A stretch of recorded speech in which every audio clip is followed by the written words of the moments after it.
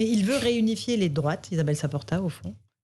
Ouais, Il pense qu'il peut le faire. Ça a toujours été, au fond, un rêve de droite, de réunifier les droites. Moi, la seule chose que je vois chez Zemmour, c'est que je pense qu'effectivement, il va pulvériser Marine Le Pen. Hein. Donc là, ce qui est très sûr, c'est qu'il est dans un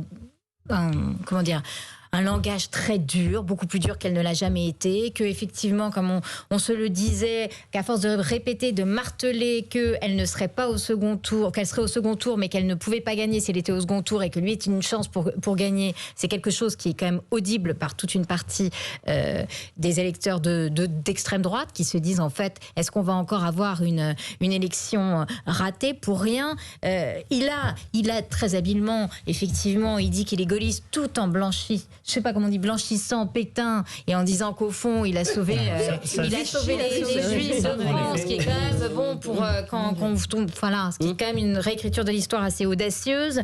Donc on voit bien qu'il essaye effectivement de drainer à la fois Sens commun, les héritiers d'une droite dure, qui d'ailleurs effectivement sont plutôt cathos, très traditionnalistes, etc., qui finalement il préfère faire oublier qu'il est le français de s'en mêler juif, hein, parce que c'est ça, quelque part.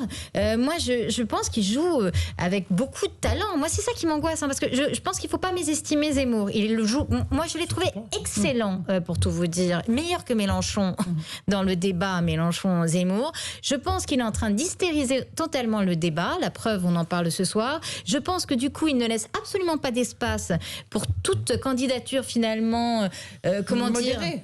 voilà, modéré, qui pourrait gouverner. Bon, et que là.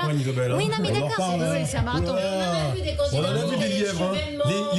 Les lièvres dans les campagnes, on en a vu. En tout cas, pour l'instant, personne d'autre n'est audible. On a Macron qui est au pouvoir et qui a pulvérisé la droite et la gauche, ça c'est sûr. Hein, vous parliez des corps intermédiaires, c'est Macron qui les a achevés, hein, en décidant qu'il fallait une désintermédiation totale, qu'il s'adressait directement au peuple, directement à la Convention citoyenne, directement aux Gilets jaunes, sans les syndicats qu'il méprisait. À force de les mépriser, voilà ce qui se passe. Donc les partis traditionnels sont pulvérisés. On voit bien que la droite traditionnelle est inaudible. Ils ont encore gagné les élections intermédiaires. S'ils étaient totalement pulvérisés, Emmanuel Macron serait moins inquiet de se dire, quand même, ils ont gagné les régionales, les départementales, les municipales. Donc il y a quand même un peu d'inquiétude. Je suis